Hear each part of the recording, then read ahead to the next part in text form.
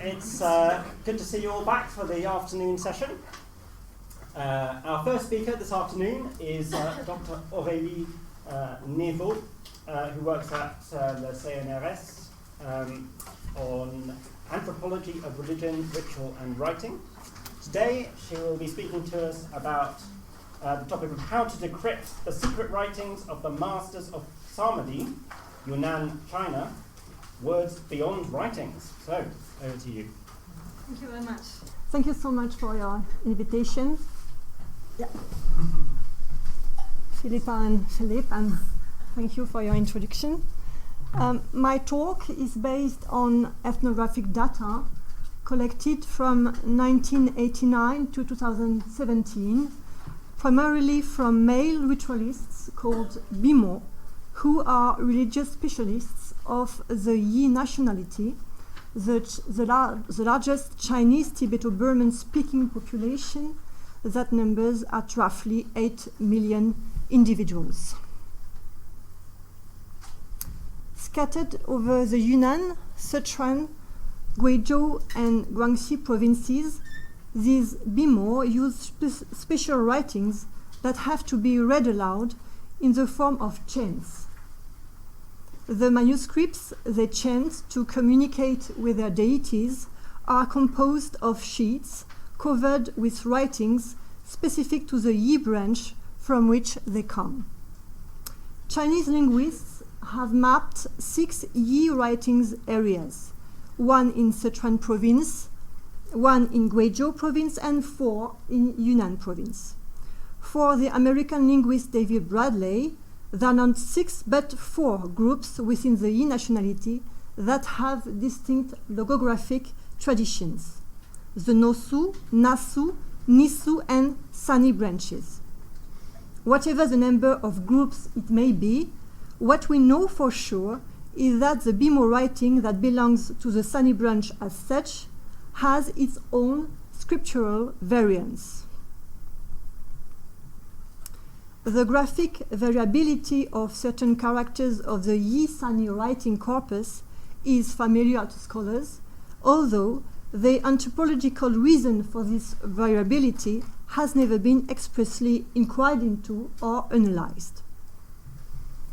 Thanks to the training I received from some Yi-Sani Bimo, who number between 100 to 300 individuals, depending on who I asked, so thanks to some of them, I had the opportunity to learn their shamanistic writing and thus to focus on this graphic variability. To put it more precisely, because I had the opportunity to learn with one Bimo informant in particular, and then to contact other shamans, I have gradually built up a network that allowed me to develop a comparative approach of Bimo writings, textual comparativism that is crucial to understanding the local system based on writing lability. Little by little, I put into perspective not only the texts, but also the different discourses of the Bimo I met. The analysis of their comments on what their writing is gave finally access to their conception of writing in relation to secrecy. To help you follow the process I myself followed in the field to decrypt the Bimo writing, I would like first to say a few words about the cultural and scriptural framework we observe here. Firstly, the syllabic writing, which is exclusively mastered by the Bimo, numbers about 1,200 characters according to the official data. According to the missionary ethnographer Paul Vial, who lived among Yi-Sani people from 1878 to 1917, the Yi-Sani Bimo writing numbers about 3,000 characters.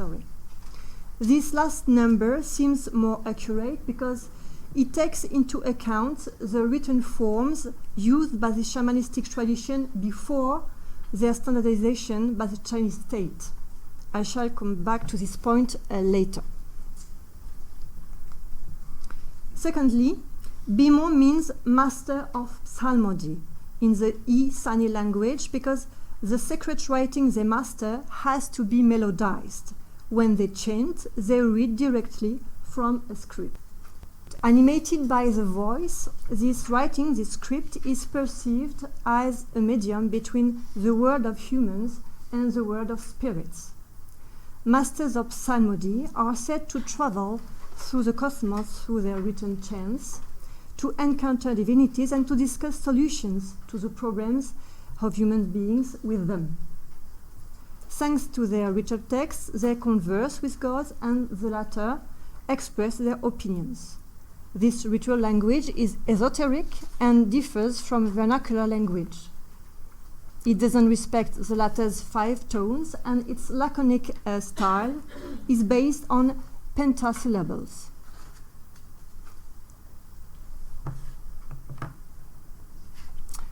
With respect to the shamanistic chant itself that has to be sung during a ritual session, Bimo say it is actually a secret speaking and compare it to the screech of a falcon or to the quack of a wild duck. It is unintelligible by laypersons who themselves compare the chants to caterwauling. While the secret is kept by ritual speech, it is also etched in Bimo writing, which is totally indecipherable to ordinary people. These features are linked to the nature of the exclusive communication which is supposedly established between the masters of Psalmody and the spirits. The aforementioned French Catholic priest Paul Vial was the first Westerner who attempted to decipher books belonging to the Sami Bimo. Vial reported the difficulties he encountered when trying to read manuscripts that containing such labile writings. Some of the points highlighted by this missionary in this extract will be discussed later, not so much to confront them with contemporary realities, but rather to explain some of the Vial's misunderstandings and to identify characteristics of Bimo writing that he underlined. So here what he wrote in 1898, underlying 4 difficulties in particular. The first, he said, is to know where a sentence begins and where it ends. The set way Lolo scholars, that is to say Bimo, have of reading their books by breaking off every 5 characters forced them to more or less adjust the meaning to this meter.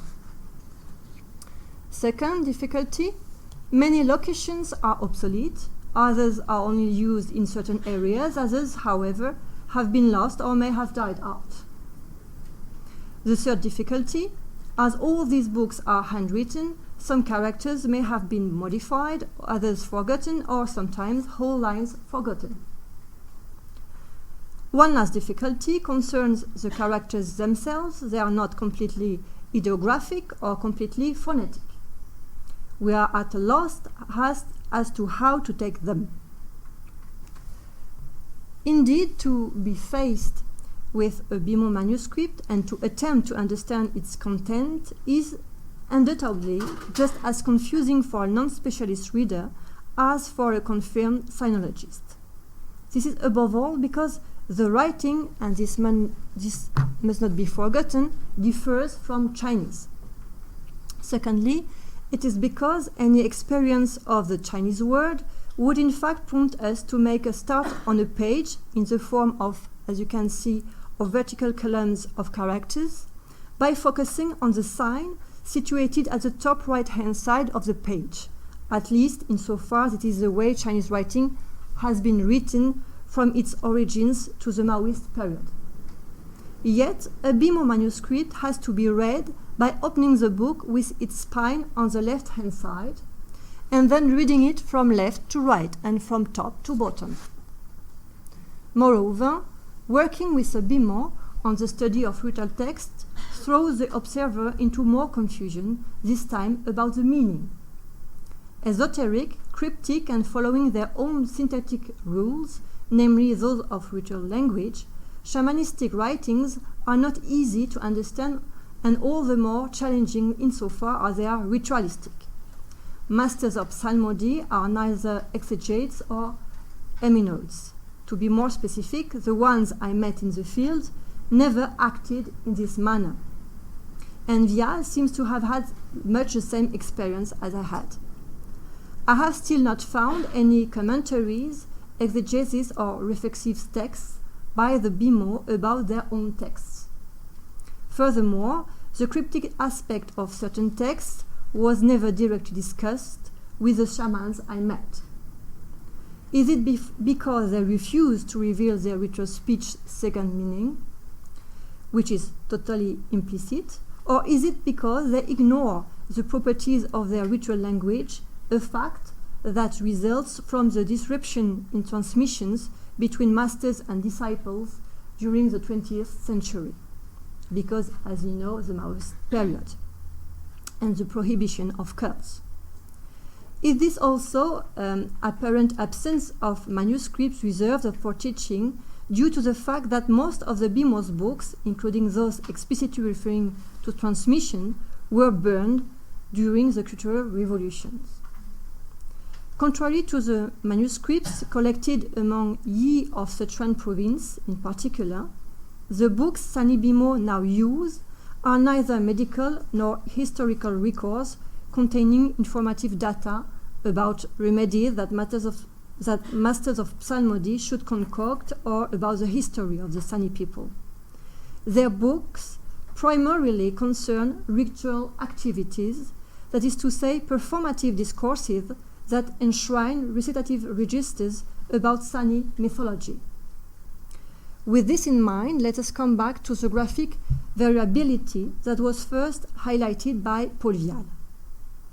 A contemporary of Vial, the French explorer Henri d'Olonne, had also faced the heterogeneity of the rewritings.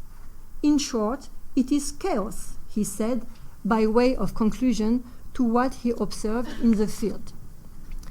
A few years after Vial and d'Olonne, a Chinese scholar named Yang was also confronted with the heterogeneity of the writings he was studying in Sichuan with Bimo. He noticed, I quote him, "Another difficulty comes from the fact that the tribes do not all have exactly the same characters. Some differ rather a lot from tribe to tribe, so that they cannot be identified." Concerning the writings of the Yi of Guizhou, another Chinese scholar named Pu more recently stated also that Bimo or Yi sorcerers in different areas often change the forms of the characters as they pleased by adding or subtracting strokes when they copied the scriptures.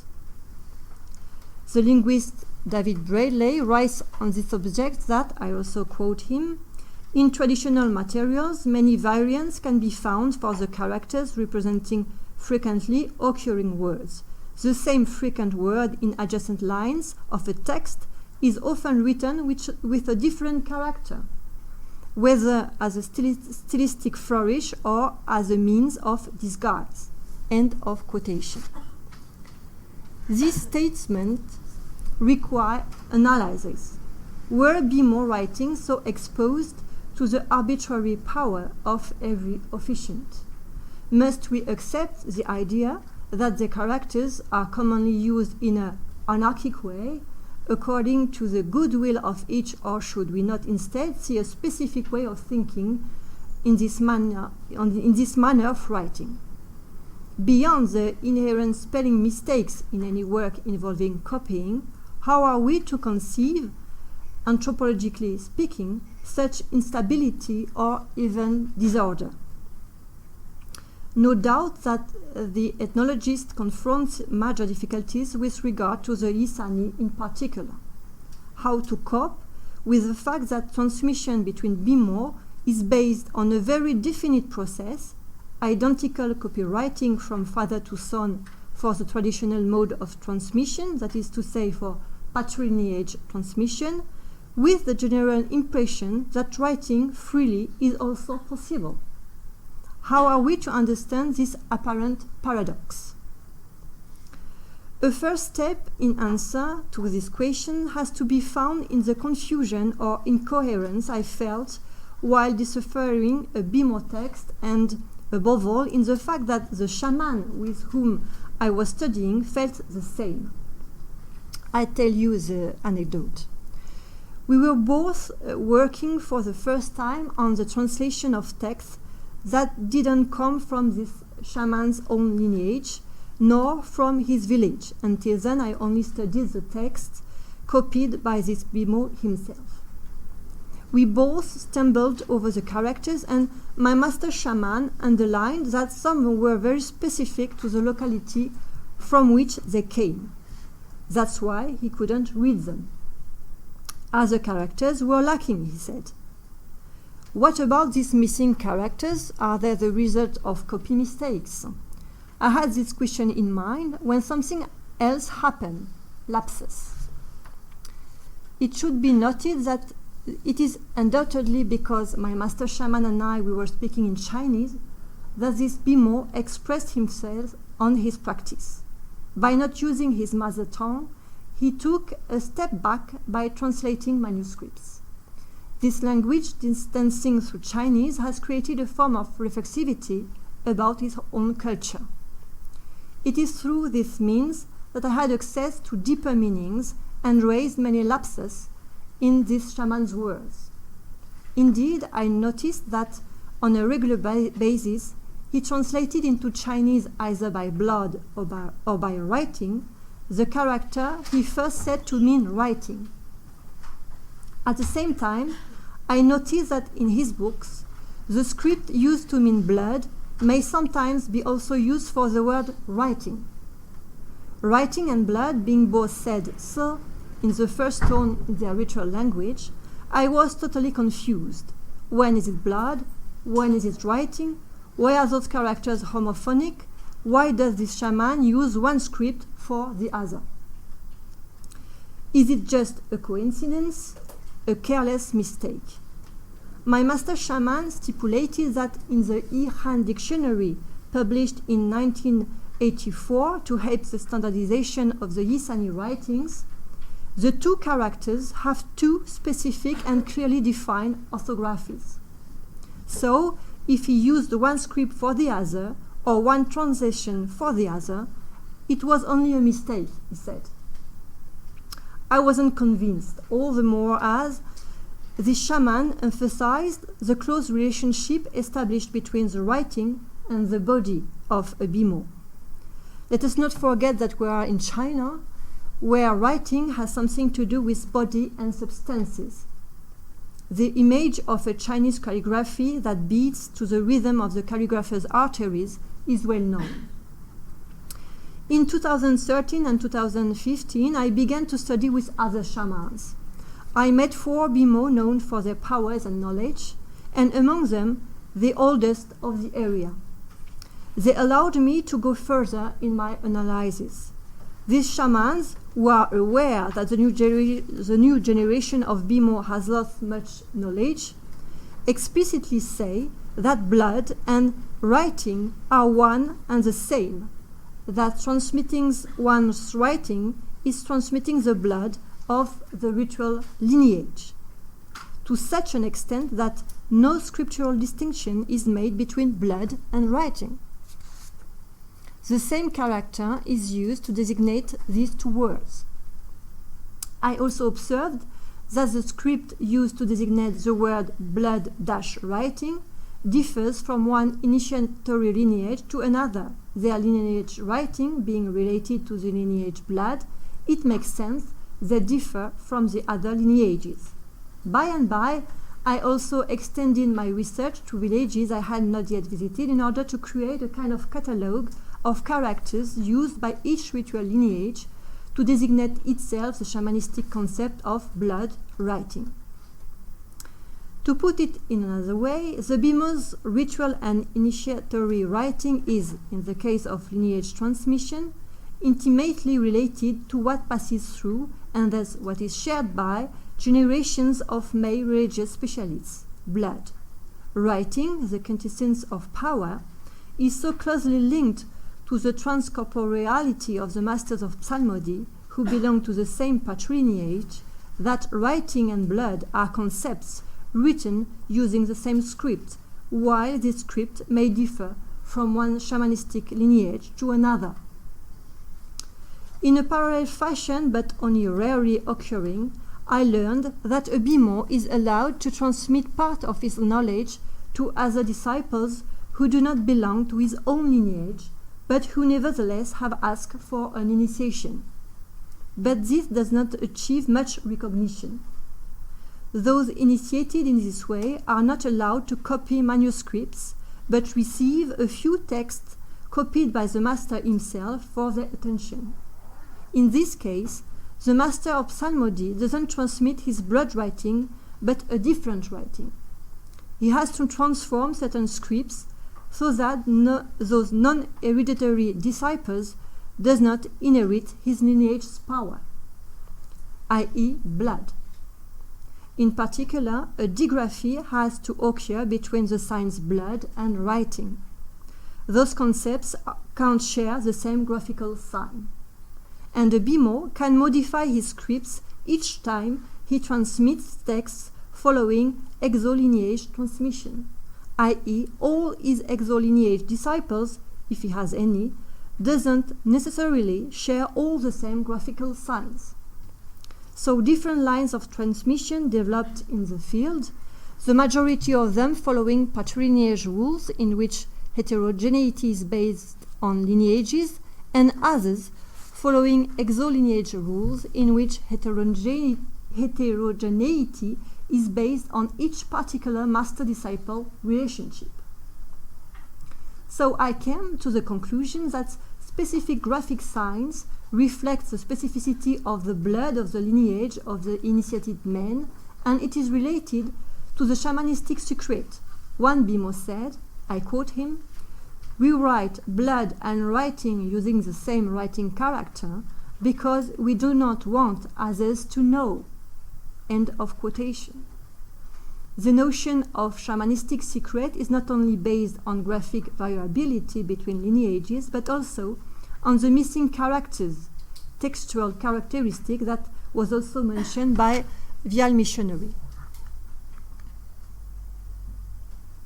Indeed, whereas each verse usually includes 5 characters, it may happen that some of them are truncated, hence the difficulty in reading them. In addition to scriptural specificities, Bimo lineages, in fact, reinforce the secret nature of their written speech by voluntarily omitting the writing of certain characters, which therefore remain invisible. They are secret, the Bimo say, because they are not transcribed on paper. Though truncated visually, the versification is not, however, truncated orally. The unwritten characters are communicated from master to disciple.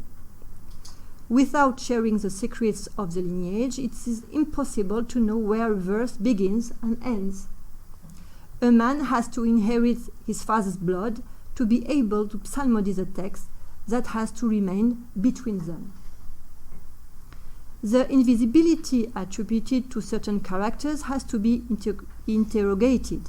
What of this absence presence, and what of the fact that characters are visually absent yet orally present, and speaking alone realizes them in the sense of making them become effective? The Bimo refer to truncated verses in which characters have been subtracted, but not to verses made up of 3 or 4 metrical feet, as if there was a pre-existing idea that verses were entirely written. Okay. They depict missing unwritten characters and the existence of writing removed from the visible. The invisible characters create an incompleteness that the voicings, thus the visual memorization expressed orally, comes to fill in without nevertheless making these characters visible. So by copying his master manuscripts, the disciple is aware of the missing characters that lend a hollowness to the verse, and he has to learn vocal techniques and to memorize a few secret characters to fill these verses. And to conclude, I would like to turn to a key issue for us who explore the social context of writing systems. And I would like to talk about the radical changes that have modified the Yi-Sani writing system and thus the liability of their shamanistic writing. Indeed, the Bureau of Religious Affairs of the Yi-Sani district has homogenized the Bimo ritual writings and transcribed the vernacular language of the Sani into a unified script. The sacred speech has thus been transmuted into a lay language for communication accessible to all and taught at school. The state simultaneously promotes increasing the number of Bimo in the religious context. This written manner of transmission, controlled by the Chinese authorities, pays little attention to patrilineage transmission but favors exolineage transmission. It encourages the Bimo to pass on their knowledge to as many disciples as possible beyond their lineage. The state follows the rules of Bimo writing in this. A digraphic process between blood and writing is introduced, but at the same time, only one character of writing is associated with each word. To put it in another way, two scripts shared by all the Sani Bimo should now express the concept of se differently. The Bimo concept of writing blood is to be divided into two concepts, blood and writing.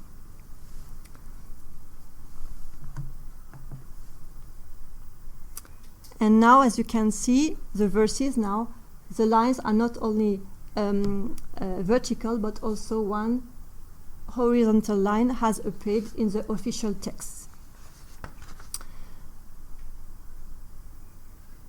So, as you can see, the Bimo writing has been standardized, has been homogenized. This is why I still hesitate to use the past tense when writing this paper. The process of transformation of this religion is still in progress. The shamanistic lineage tradition still exists in the field, but this process of standardization is taking place so rapidly and is so massively also anchored in the Sani territory that everything I write about the Bimo's writing system must be understood as on the verge of disappearing. Thank you for your attention.